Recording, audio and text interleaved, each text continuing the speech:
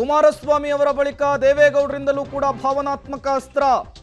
ನನ್ನ ಮೇಲೆ ಗೌರವ ಪ್ರೀತಿ ಇದ್ರೆ ತಕ್ಷಣವೇ ಪ್ರಜ್ವಲ್ ವಾಪಸ್ ಆಗಬೇಕು, ದೇಶಕ್ಕೆ ತನಿಖೆಯನ್ನ ಎದುರಿಸಬೇಕು, ಸತ್ಯಾಸತ್ಯತೆಯನ್ನ ಜನರ ಮುಂದಿಡಬೇಕು ಅನ್ನುವಂತಹ ನಿಟ್ಟಿನಲ್ಲಿ ಒಂದು ಭಾವನಾತ್ಮಕ ಪತ್ರವನ್ನ, ಒಂದು ಎಚ್ಚರಿಕೆಯ ಪತ್ರವನ್ನ ಇಲ್ಲಿ ದೊಡ್ಡಗೌಡರು ಬರೆದಿರೋದನ್ನ ನಾವು ಗಮನಿಸಬಹುದಾಗಿದೆ. ಸುಮಾರು 2 ಪುಟಗಳ ಪತ್ರ ಇದು.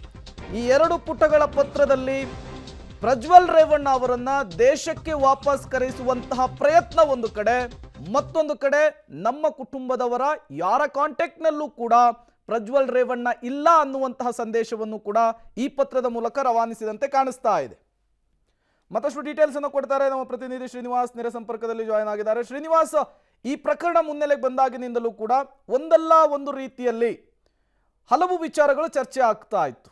ಪ್ರಮುಖವಾಗಿ ವಿಪಕ್ಷಗಳು ಇದೇ ವಿಚಾರವನ್ನು ಇಟ್ಟುಕೊಂಡು JDS ಅನ್ನು ಅಟ್ಯಾಕ್ ಮಾಡ್ತಾ ಇತ್ತು. ಇವರ ಕುಟುಂಬಕ್ಕೆ ಪ್ರಜ್ವಲ್ ಎಲ್ಲಿದ್ದಾನೆ ಅನ್ನೋದು ಗೊತ್ತಿದೆ ಅನ್ನುವಂತಹ ಅರ್ಥದಲ್ಲಿ ಅವರು ಮಾತನಾಡ್ತಾ ಇದ್ರು. ಇದೆಲ್ಲದಕ್ಕೂ ಈಗ ಪತ್ರದ ಮೂಲಕ ಉತ್ತರವನ್ನು ಕೊಟ್ಟಂತೆ ಕಾಣಿಸ್ತಾ ಇದೆ ದೇವೇಗೌಡರು ಅಂತ. ಪ್ರೇಮ್, ಹೌದು. ಆ ಪ್ರಜ್ವಲ್ ರೇವಣ್ಣ ವಿದೇಶಕ್ಕೆ ಹಾರಿ ಹೋದ ದಿನದಂದಿನೂ ಕೂಡ ದೇವೇಗೌಡರ ಕುಟುಂಬವನ್ನ ಸರ್ಕಾರದಿಂದ ಮಂತ್ರಿಗಳು ಟಾರ್ಗೆಟ್ ಮಾಡ್ತಿದ್ದಾರೆ. 4-5 ಜನ ಸಚಿವರು ಸುದ್ದಿಗೋಷ್ಠಿಯನ್ನು ಮಾಡಿ ದೇವೇಗೌಡರು ಕುಮಾರಸ್ವಾಮಿಗೆ ಎಲ್ಲವೂ ಗೊತ್ತಿದೆ, ಅವರೇ ಬಿಟ್ಟು ಕಳಿಸಿದ್ದಾರೆ, ಪ್ರಜ್ವಲ್ ರೇವಣ್ಣರನ್ನ ರಕ್ಷಣೆ ಮಾಡ್ತಿರುವಂತಹ ಪ್ರಯತ್ನಗಳನ್ನ ಮಾಡ್ತಿದ್ದಾರೆ ಅನ್ನುವಂತಹ ಸಾಲು ಸಾಲು ಆರೋಪಗಳನ್ನ ಮಾಡಿದ್ರು.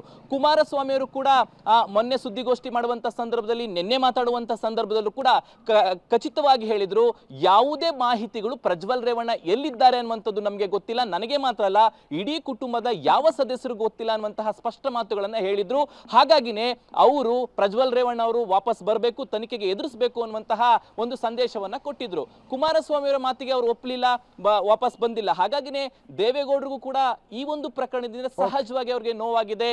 ಇಡೀ ಕುಟುಂಬವೂ ಕೂಡ ಒಂದು ರೀತಿ ನೋವಿನ ಭಾವನೆಯಲ್ಲಿ ಇದೆ. ಸೊ ಹಾಗಾಗಿ ಇವಾಗ ಪತ್ರವನ್ನು ಬರೆಯುವ ಮೂಲಕ, ಎಚ್ಚರಿಕೆ ಸಂದೇಶವನ್ನು ಕೊಡುವ ಮೂಲಕ ವಾಪಸ್ ದೇಶಕ್ಕೆ ಬಂದು SIT ತನಿಖೆ ಎದುರಿಸಬೇಕು ಅನ್ನುವಂತಹ ಸಂದೇಶವನ್ನ ದೇವೇಗೌಡರು ಇವಾಗ ಕೊಟ್ಟಿರುವಂತದ್ದು. ಪ್ರೇಮ್, ಓಕೆ ಶ್ರೀನಿವಾಸ್, ಹಾಗೆ ಸಂಪರ್ಕದಲ್ಲಿರಿ, ಮತ್ತಷ್ಟು ಮಾಹಿತಿಯನ್ನ ನಿಮ್ಮಿಂದ ಪಡಿತಾ ಹೋಗ್ತೀನಿ ಇದೇ ವಿಚಾರಕ್ಕೆ ಸಂಬಂಧಪಟ್ಟಂತೆ. ಮತ್ತಷ್ಟು ಡೀಟೇಲ್ಸ್ ಅನ್ನು ಕೊಡ್ತೀವಿ ಒಂದು ಚಿಕ್ಕ ವಿರಾಮದ ನಂತರ.